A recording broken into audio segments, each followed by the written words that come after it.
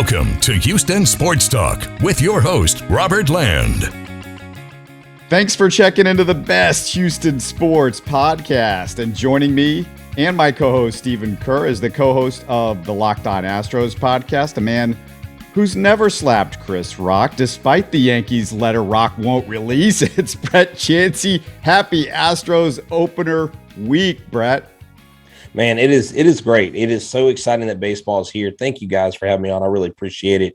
Robert, we had the chance and the opportunity to meet when we did a live episode over at the Social Beer Garden, and that was my first time meeting you in person, and it was a pleasure. I heard great things about Steve, so I'm excited to be here, and it is opening day week, and baseball is the best sport on the planet, and with the best team, why not? Yeah, absolutely. And this is, Brett, I've told Robert this many times.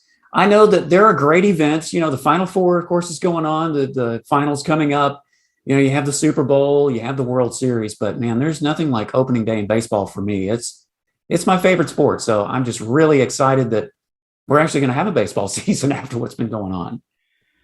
Well, Brett, are you feeling Verlander Part 2 can be as strong as Godfather Part 2? To keep your friends close, but your enemies closer. And I mean, by letting Marwin sign with the Yankees, we're doing that. But yeah, you got Verlander is going to be starting up here in Game 3 for the Astros. You know, I really do, and I'm gonna take a little more edgy approach. I'm gonna say Rocky 1 to Rocky 2, where Rocky actually takes the title from Apollo. I really think that Justin Verlander is coming back he is at the right point in his career. Now, it's never been done, a pitcher of his age, to come back from Tommy John. But if anybody knows their body, it's a 16-year veteran, future Hall of Fame pitcher. And so I'm not worried at all. I know that Verlander, the doctors, the trainers, the pitching coaches are going to listen to and they're going to pace him the way they need to. But the way he looks in spring, I mean, he gave up his first 2 runs in 12 and 2/3 innings all spring. I know it's spring training, but that's definitely, I'm a glass half full kind of guy. So I think Justin Verlander is going to meet his 130 innings goal to where he can possibly cash in next year. But I look to see a revived Verlander. He's missed the mound for 2 years, and I think that's been eating at him for a while. Brett, I'm kind of curious. Were you a little surprised when Dusty Baker announced the rotation that Justin was going to be third instead of the second or maybe even first? I mean, at first I was a little bit surprised, but then when I got to thinking about it, you know, they probably want to try to give him as much rest to start the season as they can. You know, whether that's going to help him or not in the long run, it remains to be seen. But what did you think of that? Yeah, initially I was like, why is Odorizzi starting second and Justin Verlander third? I didn't have as much a problem with Framber starting first because I think he has ace type stuff. But when you start thinking about getting him ready, he needs to be prepared, not starting him out the first day, letting him kind of slowly work in. And then when you look at the numbers that Odorizzi has against the Angels, you're like, okay, Dusty Baker's been playing baseball probably longer than I've been alive. And so, I mean, I have to trust it. Now, I do admit my initial reaction was what? Because I was all pumped about Verlander versus Ohtani, but cooler heads have to prevail. It's one start. It's opening day. The rest of the season, it doesn't matter. You don't go in game 82 and go, man, that opening day game really just, catapulted us to this point in the season. So surprised, but understand it. Yes.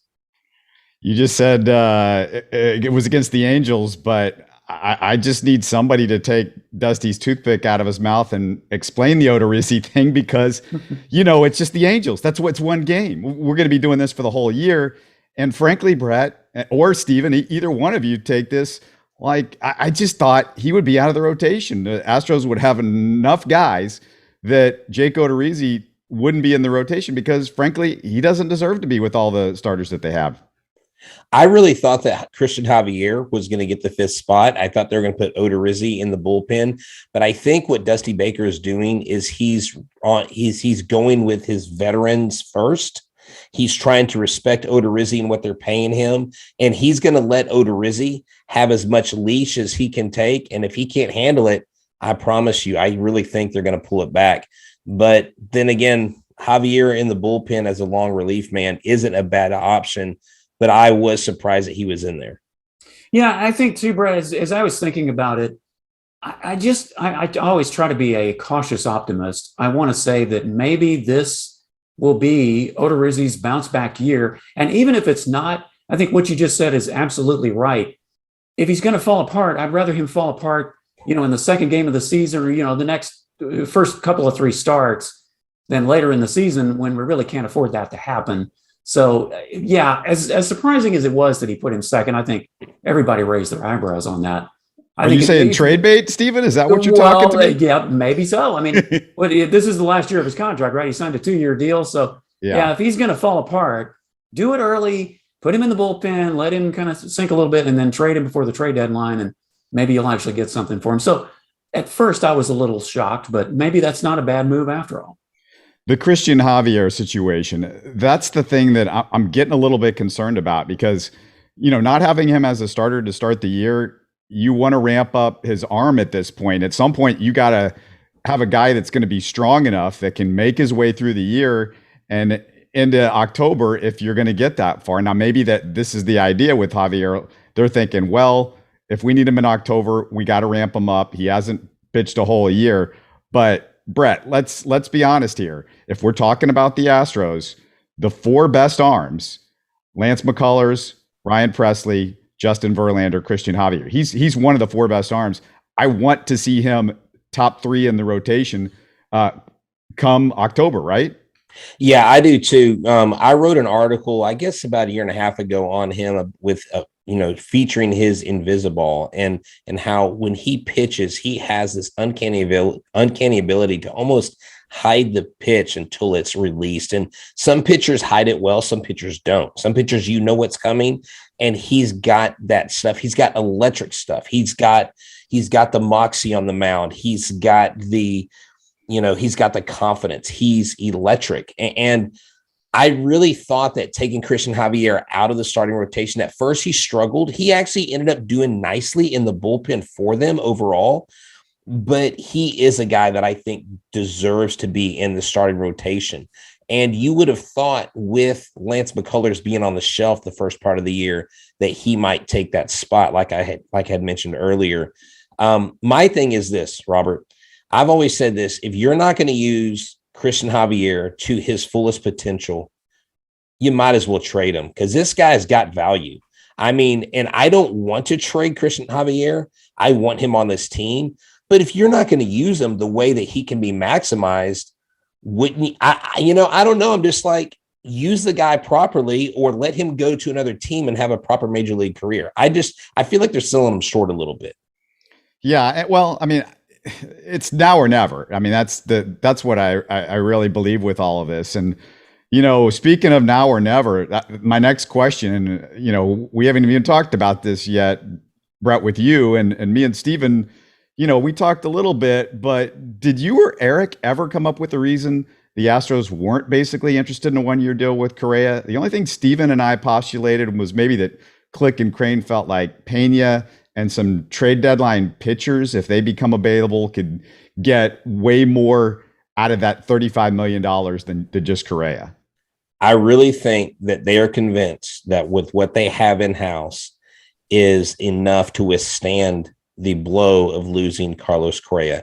They know that you can't replace the heart and the soul that he was. They know that you can't replace the postseason, but regular season Correa, I mean, he's regular season Correa. He's not, he's a platinum glove winner, but offensively, if Jeremy Pena can get you 250 to 270, hit 15 to 20 bombs, have speed on the bases, and give you almost the same output defensive wise, they're very calculated. And this is where I had joked on Twitter. I was like, are we going to become the Houston Astros, like the Astros and the Rays combined with this James Click trying to save money and not spend? That's the only thing I can think of. And in James Click, we trust. And if he's right, then he hit a home run here. If he's wrong, then everybody's going to be wishing, because I said that if they don't sign Correa, it's as big a swing and miss, if not more, than when the Astros couldn't re-sign or couldn't keep Nolan Ryan when he went to the Rangers. Ashtrays. It almost sounds like you're saying ashtrays, but that's actually pretty good, Brett. I think And hey, we're recording this on a Sunday, the day of the Astros last spring training game. Jeremy Pena hit 2 home runs today, guys. So, maybe he's onto something. But yeah, I mean, Click is certainly not superhuman. Every GM makes mistakes. This might be one of them. Only time will tell. But at this point, I've got to trust him, for what he's done so far. I've got to trust that, he just didn't want a 1-year thing. Would it be great to win with Correa 1 more year? Well, absolutely. I mean, it'd be ridiculous not to think so. But I'm kind of along the same lines as you, thinking that way.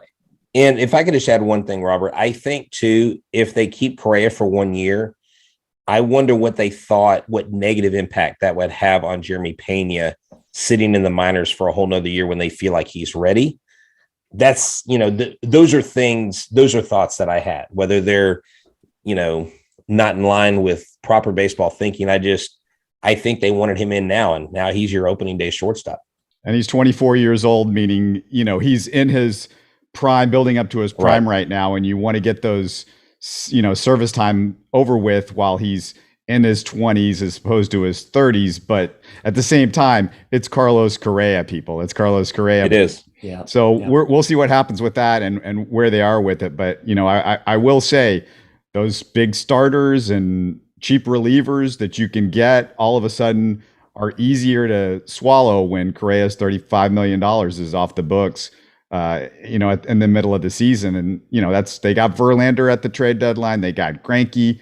They added some big money. It worked out with Verlander, should have worked out with Greinke maybe a year later. But the next thing I want to ask you about is, how are you feeling, Brett, about a platoon of right-handed center fielders with Siri and McCormick?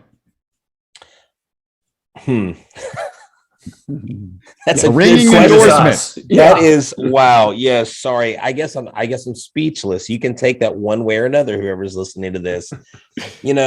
I really like Chas McCormick just for what he has to offer. I don't know that he is an all-star everyday center fielder right now at this career. Not saying he can't become that, because he's one of the 750 MLB players for a reason, right? Jose Siri, I think, adds you a certain spark and pizzazz. He'll have at bats of brilliance where he'll hit a home run. He'll beat out a single, in like an infield single. He'll score from first to home. He'll do some exciting things. But right now, they're holding a place for Jake Myers, and ultimately, I think all three of those guys are holding a place for Pedro Leon. He, from what I've heard from people I talked to connect with the Astros, he is their center fielder of the future. Even though they play him at short, I just think right now they're going to go with what they have and know that Jordan and Tucker and those guys are going to pick up the slack where maybe they leave it. The good news with Myers, we heard this week that he's a little bit ahead of pace. It was an injury that scared me because there was a similar injury with one of the Dodgers key players where he missed. Well, he was out for some of the year, but he was never the same that the entire season. So the Jake Myers situation is something worth watching. Leon, he showed out in spring training. You couldn't ask for a better spring training for the Astros, Brett. Leon shows out. Jeremy Pena shows out. Justin Verlander looks good. I mean, this is scripted right now. I mean, it's spring training, so whatever, but still, that's good. That's good news for the Astros. No, it is. And, coming back, there is pressure on them, but there isn't. I think Carlos Correa leaving, everybody assumes, they're going to have a drop off here. I mean, they very well could see themselves in a 6th straight ALCS. I don't think that's unreasonable to think. I love Myers. I think he's a 5-tooled guy. I don't know what they're going to do with Leon, but remember, Michael Brantley, he's not, a kid. He's not a spring chicken. So that's another position that's going to open up. So true. There's going to be outfield stuff. Pedro Baez, my next thing for you, Brett, is I want to ask you, because he's throwing slower than when I pitched for the Leopards on my Meyerland Little League team. And I was just wondering, or is anybody wondering, if the Astros did due diligence on his medicals before they signed him? It doesn't seem, he is one of the guys that really, I think this bullpen is going to be a patchwork bullpen. I don't know what kind of options he has or if he has any options, but Pedro Baez is going to have to pitch out of his mind. If he doesn't have the velocity, he better locate the heck out of the ball and make sure he's missing bats, because when Verlander leaves the mound, when Urquidy leaves the mound, when these guys leave the mound, they put it in the hands of the bullpen. Again, it's spring training. Justin Verlander only gave up 2 runs. He had 6 strikeouts in 5 innings, but then they gave up like 7 or 8 runs after that. The bullpen just kind of gave Washington all kinds of runs, and I believe Baez was a part of that. Montero was a part of that. I don't know. Pedro Baez can have a lot to prove because he does not look like the guy that they thought they signed. Steven, you didn't believe that I actually pitched in Little League, did you? I was. That's something you've never told me in the several years I've known you, Robert. I learned something about you today. I totally believed you, Robert. So, and the Astros may be calling you with that patchwork bullpen if things don't straighten out. Yeah, I thought I heard Brian McTaggart reporting that Robert Land was throwing on the backfields today in West Palm. Yeah, Robert Land actually sounds like a good name for a pitcher, doesn't it? I think I pulled the surgery I did at Tommy John just thinking about throwing the pitches at this point in my life. Likely story. Biggest concern about the Astros this year? What's your biggest concern? I think it's the bullpen. I don't, you have plenty of young, really good arms, electric arms in AAA, and that's what I'm excited about. But if you're depending on Ivy and Dubin and Canine and Martinez and Bermudez to come up and be superstars in the middle of their first major league season, I think that's putting a lot on them. The back end has got to be solid. Matan, Stanek, Presley, I think are going to be solid. It's what you get from Blake Taylor. It's what you get from these other guys in the bullpen. To me, the biggest question mark is the bullpen. You're going to have to outslug some people, I think, at this point to win some of these days. Some of these games. There's going to be 1-run games, but it's going to be like 8-9, 7-8, I think, just because we've got the power. We got to stop them on the mound. Anybody in the AL West scare you? There's nobody within 7 or 8 games, according to Vegas, with the rest of the teams in the AL West. Mariners, maybe the real team that's the A's, it looks like they basically have sold off the entire franchise, and they're going to be wearing some T-shirts and shorts this year. I don't know what they've got left in the put. Yeah. I heard that their slogan is Oakland now, Vegas later. But yeah, but the Mariners, I think, will be a scrappy team. They will be the team that will be the ankle biters in the West. They will be the team that will put together some nice wins. You're going to see Julio Rodriguez, one of the top prospect right now in Major League Baseball. He's on their opening day roster. They've got Robbie Ray. They've got Crawford. They've got a lot of really nice pieces. Guys that are fun to watch. Ty France. And so I think the Mariners are going to be competitive, but I still think it's the Astros to win. I think the Astros don't necessarily run away with it. I think the Rangers are going to put up a fight, but they still don't have a lot of pitching. The Angels, well, they're Mike Trout and Ohtani and Rendon, and then Noah. Really, that's your pitching answer. And so, I think it's the Astros to run away with, not necessarily run away with, but they're going to win this. If they win it by 7 or 8 games, I'm stoked. I think the Mariners hang around a little bit. I think the Mariners get hot, but we'll see. They've gotten hot before. They love getting hot in the beginning and then fall off at the end. So we'll see if the players they have help them stand the test of time throughout a long 162-game season. Any of the rule changes bother you with the new collective bargaining agreement? So the ghost runner thing is back, right? It's back. Yes, I liked it. I was like one of the three people that liked it. See, I don't. Number one, to me, it's not fair to the pitcher that's on the mound. It's kind of like when the NFL made the Brett Favre rule. It's like, so you're mad you lost by a field goal, so now you got to add more rules because, it's like, what's next? We're going to spot the Angels 10 wins because they can't win with Ohtani and Trout. I mean, like, where are these rule changes going? I think you have a 10th inning and 11th inning clean bases, and then 12th inning you start, or let's get creative with it. 10th inning, you have a guy on first. 11th inning, you start with the guy on second. 12th inning, you start with the guy on third. You want to talk about ending the game quick. just move him around. You get that guy on third. All you got to do is hit a sac fly. He scores, you win, game over. That is something that I'm not a fan of. Are they bringing the transponders to the pitchers and catchers this year in the major leagues, or is that still like TBA? I think that's still TBA. I know I've heard about that, but yeah. Oh, I like that. I'm excited about that rule, but I don't know, like any rule changes for me, Robert, that alter the landscape of the game, to me, I don't like. If it proves to actually shorten the games, I'm all for it. What about the pitch clock, though? The pitch clock, I mean, is it really going to make it that much shorter? I mean, yes. is it really? I think so. I honestly think, with certain pitchers, not with every pitcher, obviously, because not every pitcher is slow as molasses in January. But that's true. Zach Greinke is going to have to pitch. He's going to have to pitch 5 pitches in a matter of like seconds, right? Yeah, but I like the rule because I think from an overall standpoint of attention span and things, it may not shorten the game dramatically, but I do think it will help. And just in getting people to watch games when these pitchers are taking their time and the batter steps out of the box and things like, I think from a flow standpoint, it will at least help make baseball a little bit more watchable. Unless I missed something, it's next year, right? Though, Brett, isn't it next year? What the pitch clock? Yeah, it may be. It may not be this year. I know some things go into effect next year. I know they are banning the shift next year, not this year. Now, Robert, I was going to tell you this on the whole shift thing.